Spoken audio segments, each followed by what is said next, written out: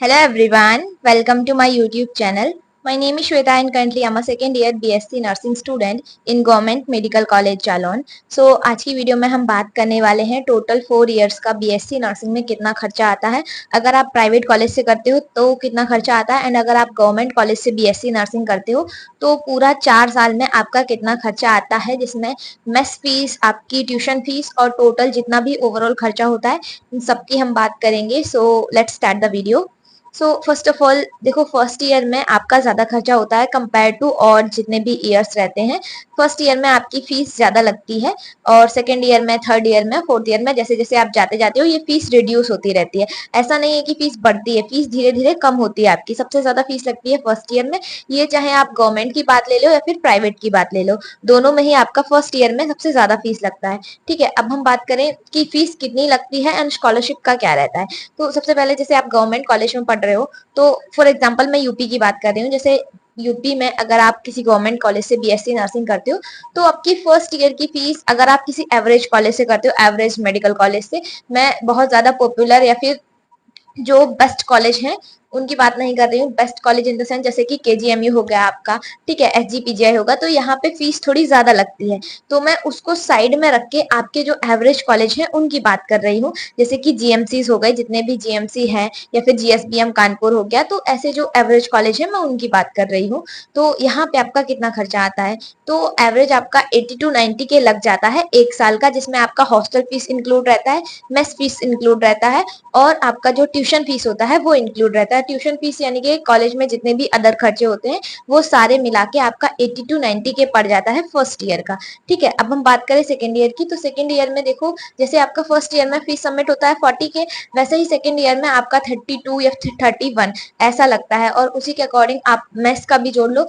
Second year में आप जैसे जाओगे तो वहां पे आपको मेस का भी ऑप्शन मिलता है कि अगर आप चाहो तो मेस छोड़ सकते हो, अगर आप चाहो तो फिर आप मेस से ही खाओ. तो ये भी रहता है कि अगर आप चाहो तो मेस छोड़ दो, तो उस कंडीशन में आपसे मेस का पैसा नहीं लगेगा. बट अगर आप खुद से बनाओगे तो वो लगभग आपका, अगर आपका मेस का मान लो 4,000 लग रहा है तो 3-3,500 तो आप खुद से ही खर्च कर लोगे अगर आप खुद से बनाओगे तो. और उसमें ये भी है कि आपका टाइम भी जाएगा.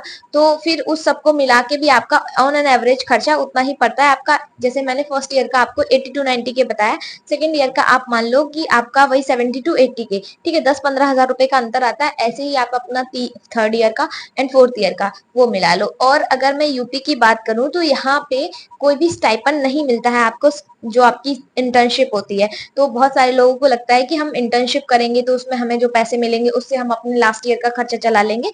तो ऐसा नहीं होता है, क्योंकि यहाँ पे जो सी नेट के थ्रू जितने भी एडमिशन होते हैं या फिर यूपी में कहीं पे भी आपको स्टाइपन नहीं मिलता है अगर आप इंटर्नशिप करते हो तो, एक्सेप्ट एम्स. एम्स में आपको स्टाइपन मिलता है. एम्स की मैं बात नहीं कर रही हूँ, मैं बात कर रही हूँ यूपी की. ठीक है, तो यूपी में आपको स्टाइपन नहीं मिलता. दूसरी चीज ये, आपका अगर आप 4 साल का निकालोगे तो आपका वही 3.5 या फिर 4 लाख इतना पड़ जाएगा आपको 4 साल का आराम से. और ये मैं गवर्नमेंट कॉलेज का बता रही हूँ. ठीक है, मैं प्राइवेट कॉलेज की बात अभी नहीं कर रही हूँ, मैं सिर्फ गवर्नमेंट कॉलेज की बता रही हूँ. अगर आप गवर्नमेंट कॉलेज से बीएससी नर्सिंग करते हो तो आपका 3.5 लाख या फिर 4 लाख, या फिर हो सकता है 4 लाख से एक दो, मतलब 10-15 हजार ज्यादा भी उसमें हो सकता है. वो कॉलेज टू कॉलेज वेरी करता है. मतलब ऑन एन एवरेज आप 4 साल का खर्चा 4 लाख मान के चल सकते हो. इतना तो आपका खर्च हो ही जाएगा, क्योंकि कुछ आपके पर्सनल कुछ अलग से एक्सपेंसेस भी होते हैं. ठीक है, तो इतना हो जाएगा आपका खर्चा. अब मैं बात करूं स्कॉलरशिप की, तो स्कॉलरशिप देखो, ऐसा नहीं है कि सिर्फ एससी कैंडिडेट्स की आती है, एसटी की आती है, ओबीसी की आती है, जनरल की आती है, ईडब्ल्यूएस की आती है. स्कॉलरशिप अगर आपका फॉर्म सही है, सारी इंफॉर्मेशन सही है, तो सबकी स्कॉलरशिप आती है. और अगर आपका कोई भी जैसे बीएससी वगैरह का इशू नहीं है, तो अगर आपका सब कुछ सही है तो उस केस में सबकी स्कॉलरशिप आती है. ठीक है, और अगर स्कॉलरशिप के बारे में अगर आपको कोई भी डाउट रह रहा है तो आप लोग प्रीवियस वीडियो देख सकते हैं जिसमें मैंने स्कॉलरशिप के बारे में ही बताया था. तो उसमें मैंने आपको डिटेल में बताया था कि किसका स्कॉलरशिप आता है, किसका नहीं आता है, क्या प्रॉब्लम्स होती है और उनको आप कैसे मतलब रिजोल्व कर सकते हो. ठीक है, तो और स्कॉलरशिप का ये रहता है कि स्कॉलरशिप आपका पर ईयर आता है. ऐसा नहीं है कि सिर्फ 4 साल में एक बार आएगा, स्कॉलरशिप आपका पर ईयर आता है. और अगर स्कॉलरशिप की बात करें कि स्कॉलरशिप आती कितनी है, तो जैसे आपकी फीस लगती है 40 के, तो उसी के अकॉर्डिंग आपका स्कॉलरशिप आता है. जैसे कि 37 के आ जाएगा, 38 के आ जाएगा और किसी किसी का 40 के भी आ जाता है. तो ये कैटेगरी पे डिपेंड करता है. कैटेगरी से इसमें स्कॉलरशिप का अमाउंट 1-2 हजार रुपए कम ज्यादा हो सकता है. बाकी स्कॉलरशिप आता सबका है अगर आपकी सारी डिटेल सही है और पर ईयर आता है. ऐसा नहीं है कि सिर्फ 4 साल में एक बार आता है, पर ईयर स्कॉलरशिप आपको मिलती है, ठीक है। ये अभी मैंने आपको बताया गवर्नमेंट कॉलेज का। तो गवर्नमेंट कॉलेज का आपका 4 लाख लगभग या 3.5 लाख अच्छे से लग जाता है, मतलब इससे कम में तो पॉसिबल ही नहीं है। आप कितना भी बोल लो गवर्नमेंट कॉलेज है, बट फीस तो वहां पे भी लगती है ना, तो इतना आपका खर्चा हो जाएगा। अब मैं बात करूँ प्राइवेट कॉलेज की, तो प्राइवेट कॉलेज का देखो, ये अब कॉलेज टू कॉलेज डिपेंड करता है कि कॉलेज कितना अच्छा है, वो क्या क्या फैसिलिटीज दे रहे हैं। तो ये मैं आपको काफी वीडियोस में पहले भी बोल चुकी हूँ। पहली चीज, अगर प्राइवेट कॉलेज आईएनसी से अप्रूव्ड है तो उसकी फीस ज्यादा होगी। दूसरी चीज, वहां पे हॉस्पिटल है तब भी फीस ज्यादा होगी। और तीसरी चीज, अगर वहां पे हॉस्टल फैसिलिटी है तब भी फीस ज्यादा होगी। तो मतलब प्राइवेट कॉलेज का आप ऐसे मान लो कि 1 साल का 1 लाख से 2.5 लाख रुपए, या फिर कहीं कहीं पे 3 लाख रुपए भी फीस लेते हैं, वो कॉलेज की फैसिलिटी के अकॉर्डिंग।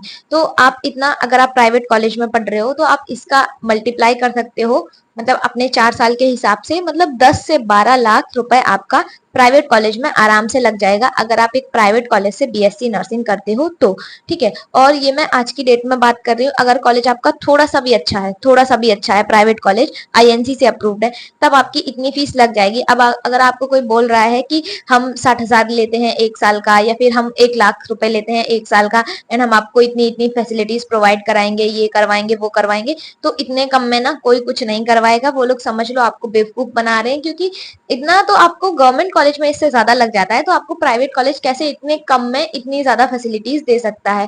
दूसरी चीज, अगर आप इस टाइम पे किसी भी प्राइवेट कॉलेज में एडमिशन लेने वाले हो, तो आप जो भी नेट से देख रहे हो या फिर जो भी यूट्यूब से पता कर रहे हो, उस पर बिल्कुल बिलीव मत करना। आप खुद जाना कॉलेज में, वहां के स्टूडेंट से बात करना, पता करना कॉलेज के बारे में, उसके बाद ही एडमिशन लेना।